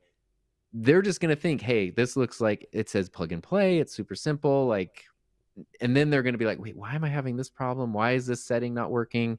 Yeah. And it's like you set those expectations in a way that doesn't match up, and that's where I feel I get more critical. Is like, just be honest with what it is. Like, you're gonna get this, and you're gonna have to learn how to use it. Yeah. And it's a complicated thing, and it's a high tech thing, man. and you have to spend some time with it. Yeah, that's okay. Sure. Yeah, well, anything that you're going to use, like especially creatively, I feel like you kind of have to do that. You get a new camera, you have to do that. Like it's just these things take a little bit of time to get used to and to really perfect. Like obviously, I still have some perfecting to do. Like we had some echo and stuff, so it's like, it is what it is. But Nerd Nest did ask what camera and lens I was using. So this is A7S III 24 millimeter G Master, but I do use the Black Pro Mist 1/4. It looks good. Thanks, man. And you're using the FX3, so we're same so I'm using the same sensor. Yep. And I would normally be using the same lens as you, but mine broke. Just randomly, the autofocus motor died, which not even autofocus. I can't focus it at all. It's just that's wild. It's just stuck. So even if you flip it into manual and you turn the focus ring, nothing happens because it's focused by wire. Yep. Yeah. So I'm using my Sigma 24, which quality-wise, image quality is the same, but the autofocus is loud as a freaking lawnmower, and that's why it's nice to have a mic over here. Yeah, for sure. Yeah, Liberty, dude. Thanks for stopping by the way. This guy's awesome. Oh yeah. He said, I know. Hope Rode is paying you guys for this infomercial. I don't know when I'm just talking about these fantastic new products from Rode, I have no idea what you let me check my bank account real quick. Yeah. Let's see. There it is. We have a ka-ching sound effect here. I think he maybe came in a little bit later because we were talking a little bit bad about it, but I know Liberty Dude knows. Yeah. I know he knows where we're coming from. Just but there's so the other thing, so here's a good example, and maybe it's because Rode positions themselves, because they are kind of in that prosumer thing, so it's like it's got to be kind of tough to serve that customer base, because you have people who are brand new and just need a problem solved and don't have experience, and then you have people who are like trying to do more pro type stuff and trying to make something that both groups can use. When you do get something else, like a Blackmagic product, for example, if you've ever gotten like an ATEM or a Pocket Cinema camera or something, it's like you really expect to like learn with it, or a Sony camera, or like I just got, speaking of audio, I was looking for a really good wireless thing that is a little more reliable than all the like the Rode Wireless Go's and the DJI wireless and stuff. And so I got the Sennheiser, what is this? I can't remember the name. The EWDP, like their new lav system. Mm-hmm. It's very expensive compared to the other one. So it's not like, oh, instead of the Rode Wireless Go, get this. But it is so good. So when you know for your creative workflow that something will solve a problem for you, it makes sense to invest in that thing.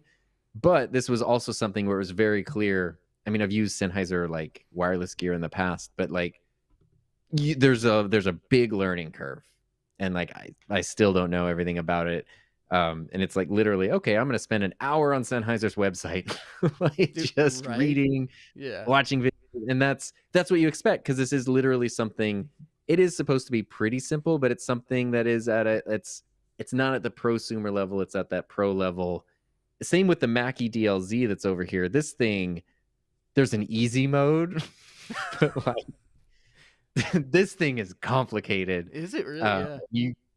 It's pretty sweet, but it's also like you can easily make mistakes that will ruin everything with it. Where like you really kind of know, it's like the Roadcaster's almost like bowling with bumpers in the lanes, and this is like bowling on a plateau with just like a mild drop on each side, because you're like, oh, I can really mess this up. Dude, that's interesting. I'm surprised. But it's great. You just got to spend the time. Yeah, that thing is a little weird. Yeah, no, and I feel like a lot of people do kind of they spout the read the effing manual stuff. Right. But I mean, to a certain half degree, stuff doesn't even come with manual. Yeah. To a certain degree, you don't have to like read the manual, but like I mean, you do have to do due diligence, like do your part and learn it. Like none of these things are going to be like plug it in and it's absolutely perfect. Like maybe one day the Rodecaster will have like the Rodecaster AI, and it's like just they're setting levels for you. They're like, oh, that might be a little too much bass for their voice. Let's turn that down. You know, like The that'd be DLD crazy. can do that. Oh, get it, the Mac dude! does What? that.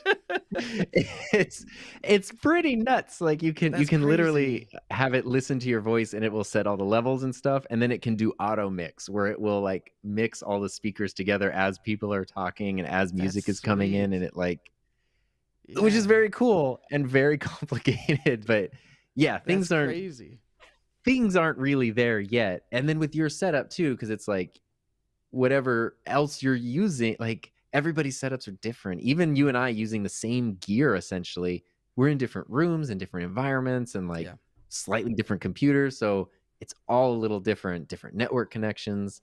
It takes a Yeah. lot of like trial and error. Yeah, dude, it's very true, man. I agree with you. It's hard to sometimes make recommendations because of that, you know. Yeah. Like different voices, different rooms, I mean different humidity, temperature, like all these things can have an effect. It's just crazy, you know, like but yeah, man, I don't know. It's oh, thanks Dan for becoming a member. That's super cool. Nice. Thanks. How Yeah, many- dude, but so someone actually, and speaking of things being different in different environments, someone commented recently. They were asking, I think it was through a translation app, so it might be a little off, but so they were saying that the microphone on the left sounds much better. Is that me or am I on the left? Yeah, stage left. Dude, I don't know, man. I don't know. But regardless, we're using the same microphone.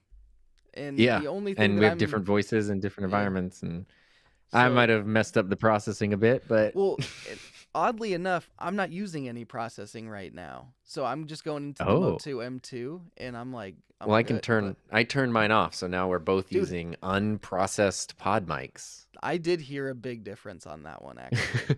I did hear a To massive me, at least with difference. my voice, this sounds way too harsh to me. Like I don't think I could listen to an hour and a half live stream of this. I think the But processing was better. Yeah. push the button, and now I'm like, hey, That I sounds like good. this. I like Sounds this a good. lot. Yeah. Yeah. So yeah, someone just asked Procaster or the SM7B, what do you prefer? Mm.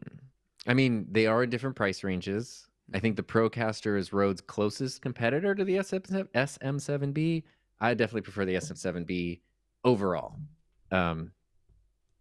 If for no other reason than no handling noise ever, like, and no Right. plosive Yeah. problems ever. That is a huge benefit to this mic that is easy to overlook because, you know, yeah, the Procaster, way more susceptible to plosives, way more susceptible to handling noise, but still like a really good sounding microphone. Yeah. I think they're both really nice and like it is a preference thing. It's absolutely a preference thing. And so for me, my preference is going to be because I have so much experience with the SM7B and because I know how to get where I want to with it, I would pick that. But if I was like, okay, I don't have any EQ, I don't have any DSP, I don't have post processing as an option, I would pick out of the box sound. I'd pick the Procaster. So it's just Yeah, that's just true. kind of comes down to what you have it, what you can do with it if you have the chance to process it or not. And I mean also for spoken word, I would probably pick the Procaster also out of the box rather than the SM7B, which can be a little dull. But that is one thing that is nice about the SM7B is like you can put it on a lot of people's voice, and like you're saying, like you're not gonna get sick of it for like an hour and a half. Like you can listen to it. Right. It's not harsh Yeah. or anything, and so there is that. And I mean, I think that I do lean that way. Also, when it comes to music, it's not even close. You know, the SM7B, in my opinion, is right. the I mean, clear winner, but it is the mic it is for a while. The other thing though, which has been like, if you're in SM7B territory, the Earthworks ethos is worth considering. It's a condenser versus a dynamic, but it still doesn't really pick up a ton of environmental noise. It's not as rejective as I don't know if that's a word, as the SM7B is, but it's close, and it runs on phantom power. So no matter what interface you're using, you're good. And straight out of the box, I think it sounds better, and it's not fatiguing, and it can be EQ'd. So it's almost like in between Procaster and SM7B. Like it's not as distinctive as the Procaster is out of the box, but it's not as like dull as the SM7B is. It's a nice medium. Yeah. It's a nice, and it comes with this sweet little mount that lets you like position it anywhere. I'm all about very that. nice. I'm all about that. Yeah. Dude. I actually was wondering what one you use. Is it like an Audio Technica one or the? Oh, the Earthworks mics come with these little ones, but this one is the Audio Technica AT8459, and it's a $50 ball mount. It's awesome though, because you can just, especially like the pod mic probably doesn't need it, but some of my condensers, like the Lewitts, that they only face a certain direction, this now lets me position them perfectly anywhere.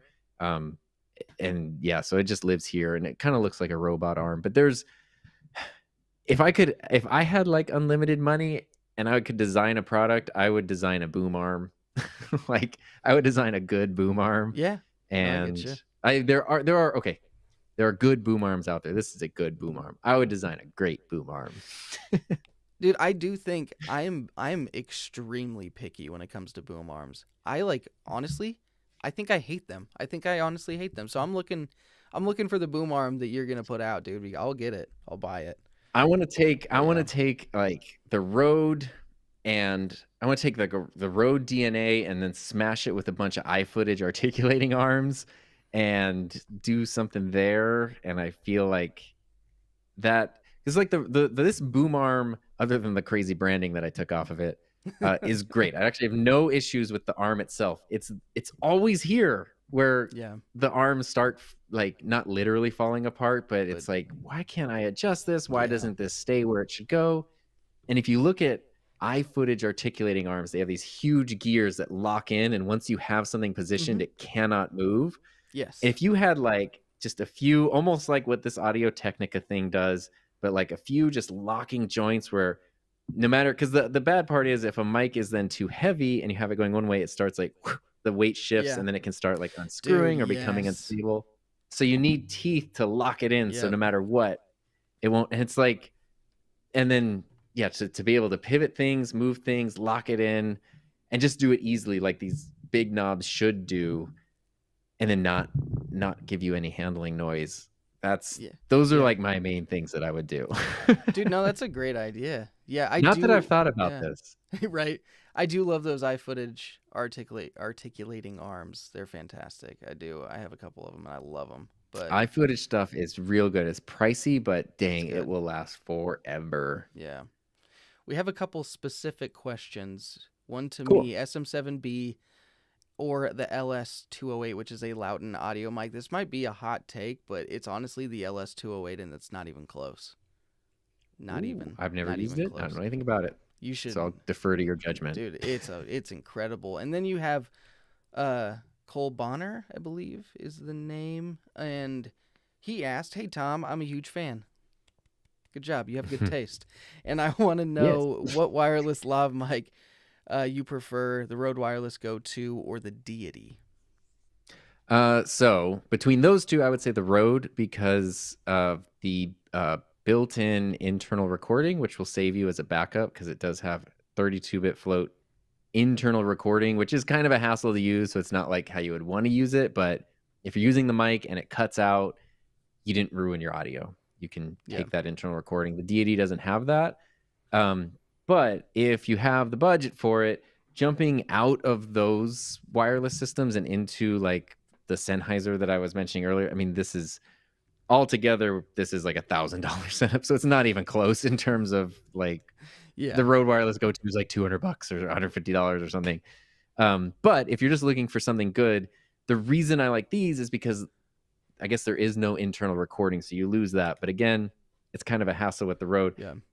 There's no line of sight issues, like because they work entirely differently. So you can, if people get in front of it, walls get in front of it, the camera gets blocked, there's no line of sight issues. You can select different frequencies. So if you're in a crowded, when we do our purple bandana NAB trip and everyone's there recording with different wireless things, boop, you can just go right to the frequency no one else is on, not have any issues.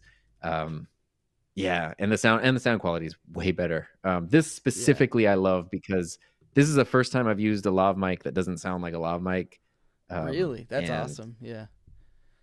Especially without even any EQ, but then if you add EQ, it sounds almost the same as like my Sennheiser MKH50.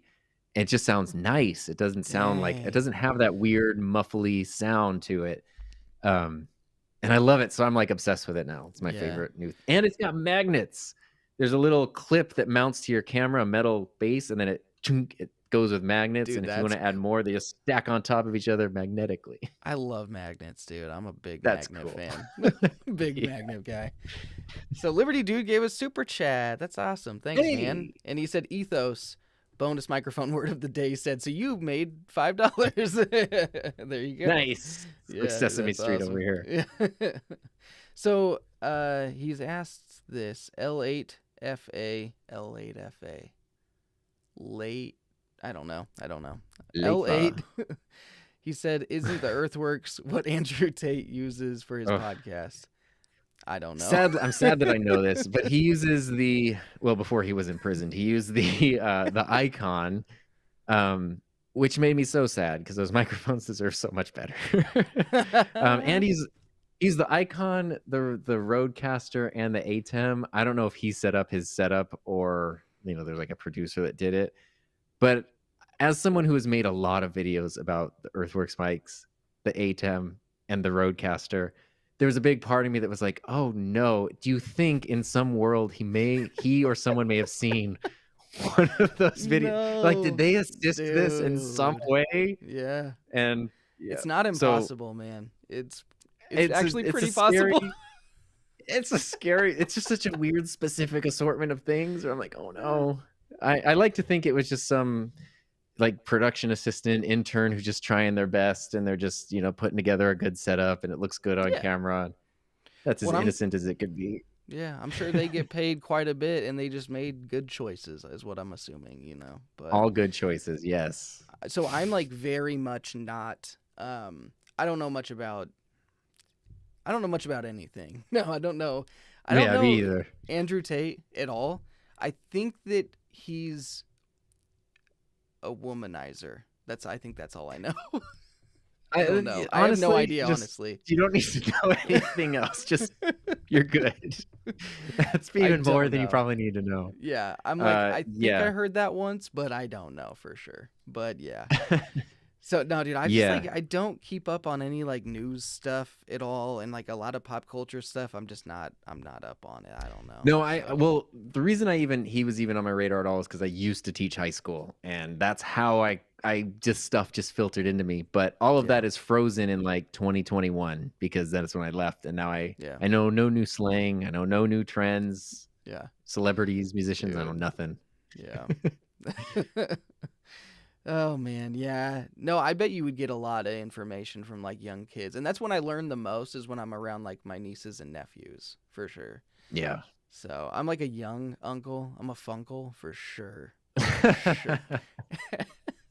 Dude, yeah. No, I'm probably honestly not, but whatever. They're like, he does, like my uncle's so fun, he does microphone reviews on YouTube. He's the best. So fun. I like that. They're like, gosh. But yeah, I've seen kids when like a kid or a younger person, I always never know how to go. Like when someone says, "Oh, what do you do?" And I'm like, I have a YouTube channel. I've gotten more and more comfortable with it, but when you see younger kids are around and they hear you do that, and they're like, oh, like a YouTube channel. And then someone will go, what's it about? And they're like, oh, like audio, video production, like cameras, microphones, that kind of stuff.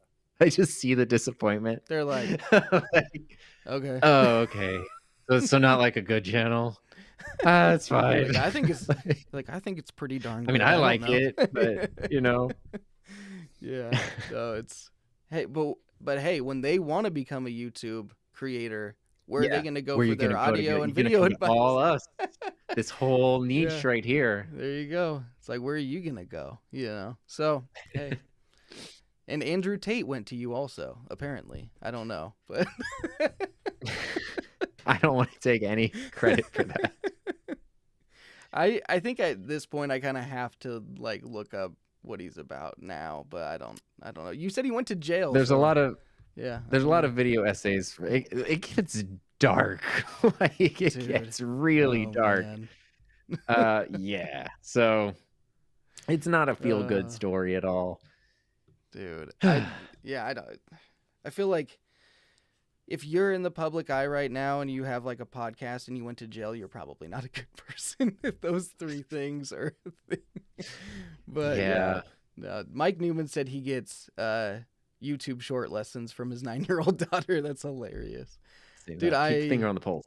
Yeah. No, that's great. That's honestly, I bet that's super helpful. I could use a 9-year-old around here somewhere. That sounds no. Don't make it dirty. Don't make it dirty. Don't do that. But yeah, dude, no, that's well, yeah, this has been a fun little stream. We did a good job. We got the train back on track, and we talked about fun stuff. Actually, this was a super fun time. Yeah, thanks for letting me be on it. Yeah, absolutely. Well, thank you all for stopping by, and we've been on the road with the road. Quite a road. Sure has been. It is, yeah. But yeah. But sometimes you got to figure out what on earth works for your man. setup. And be absolutely sure. Yeah. Sennheiser. Dude, there are some names that I know, like, I'll go and watch like a video of yours and I'm like, I am shocked that he like made that work. Cause I'll like think about it. Like as I'm like clicking on the video, I'm like, I don't think he can. I don't know how he's gonna make this one work. I'm like, I don't think he. Sometimes I mean, like, fine is great. More than fine. Neat is wonderful. Yeah. The what? Oh yeah, because I think that's what it was. I think I tried to do a video on like the cheapest USB mic I could find, and it was the fine one at the time because prices change. I literally went to Amazon, price low to high. Fine K669B at the time was it, and I was like, yes, that's such a great name to work with. Yes. Like, thank you. That is fantastic. Yeah, you hit me with a Donner one the other day. Oh, yeah, Donner. Never Donnered on you. Yep. Yeah. Like, oh, dang. There's usually something you can do with yeah, sometimes it's a stretch. Sennheiser, I got nothing. Like wiser about the Heiser. I think I said that in a video, but that's like, dude, you're like Eminem. But when it comes to a lot of people say that. Oh, do they really? I thought I was like, no. I thought I was like, nobody's ever said that. You're like, he's like, I can make anything rhyme. He's like, say orange. He's like, door hinge. Door hinge. I'm like, Eminem, that is a stretch. My mom used to make spaghetti. Oh man, that's a good movie though. 8 Mile was a good movie. Honestly, I've never seen it. I only know the song. Yeah, it was a good one. I actually want to see it. It's been on my to-see list for like 17 years. So yeah, like the fact that, I mean, he was pretty believable as himself, you know. It's the role he was born to play. Yep. But yeah, man. Well, yeah, thanks for coming on and hanging out. Yeah. It's awesome. Thanks so much. I appreciate it. We ran a little long, but I figured that could happen. It's okay. So, you know. Yeah, and we kind of started, we didn't start late, but we didn't get going until into it. So, yeah, it's cool. But again, thanks for having me. And it's cool that I appreciate everyone who came in here. It's nice to see familiar faces, new faces, the whole thing. For sure. Yeah, thank you guys for stopping by and hanging out. And thanks for dealing with our echo issue at the beginning. We appreciate it. We'll see you later. Have a good one.